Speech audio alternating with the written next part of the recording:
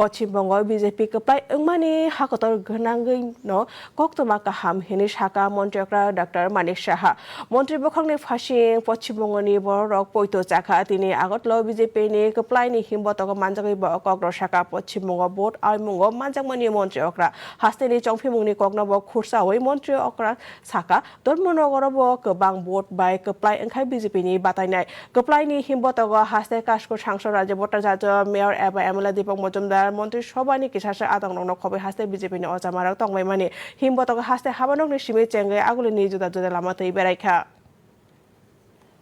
বাঙালিদের জয় না, এটা সারা ভারতবর্ষের জয়।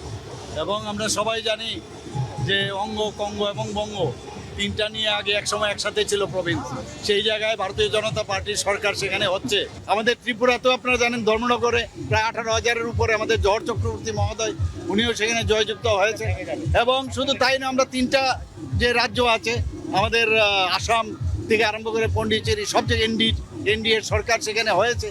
তো বলতে গেলে আমরা চারিদিকেই আজকে গেরুয়া ঝড় উঠেছে।